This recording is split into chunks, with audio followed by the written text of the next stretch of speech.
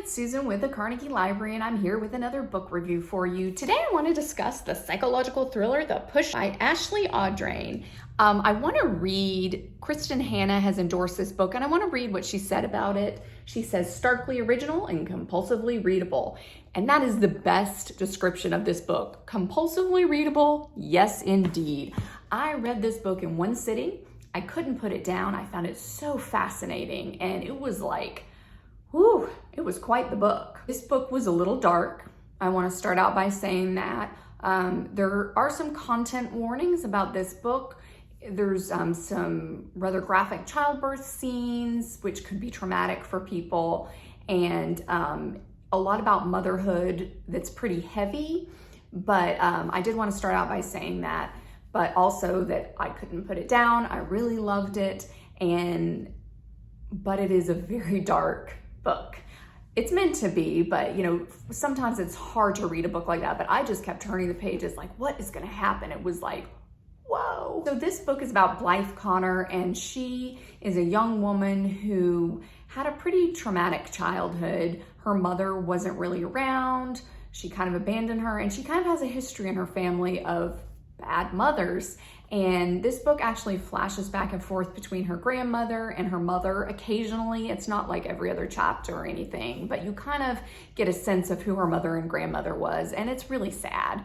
They weren't great mothers, and so Blythe is really concerned when she is pregnant. She wants to be a better mother than the women in her family, so that is her primary goal, is to be a great mother when she gets pregnant. So when her new daughter Violet arrives, she just does not feel a connection with Violet. Violet cries all the time. She is a very difficult baby, and Blythe is just like, I didn't know it would be so hard. It never says that Blythe is going through postpartum depression, but I did wonder if she had a little bit of that. But mostly she just doesn't understand Violet and why she's so distant, and she doesn't feel that connection, that instant connection she thought that she would have with her children, that she wanted to have with her child because of her own childhood being so unhappy.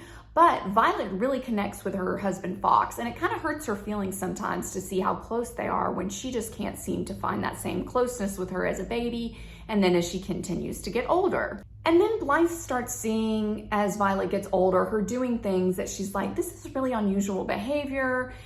She can be mean sometimes, and she's like, is there something wrong with my daughter? Well, her husband is like, I don't know what you're talking about. I don't see it. This is all in your own imagination. So Blythe wonders if she's just going to be like her mother and grandmother, that she's a terrible mother and that she just won't connect with Violet because of that. So maybe something isn't wrong with Violet. Blythe really starts questioning her own sanity. She's like, is something wrong with me? Why do I keep thinking that my daughter is this way? No one else seems to see it but me. And then Blythe has a second child, a son, Sam. And she feels about Sam the way that she hoped to feel about Violet. There's an instant connection between them. She feels this rushing sense of love, and she's like, this is what a mother is supposed to feel for her child. But it makes her feel even worse about how she feels about Violet. But she loves Sam. The whole family is so excited to have this brand new little baby, and even Violet is really excited about him at first. And then something devastating happens, and everything changes for this family. And I don't want to say anymore because, once again, we don't talk about spoilers, but it is a really difficult book in places to read. So once again, want to put that warning out there. But I still do think it's compulsively readable. It's a lot easier to read a book like this when you know it's fiction, whereas if it was a real life situation, you'd be like, oh my gosh. But it is so good. The twists and turns in here are excellent. This was a Good Morning America book club pick, as you can see, but definitely come in, check it out. If you think you can handle this book and you want to read it, and let us know what you think, because I really would love to hear what other people think about this book, whether you think it's just a little too dark or if it's that perfect psychological thriller. So once again, it's The Push by Ashley Audrain. Thanks for joining us for this book review today, and we'll see you again soon.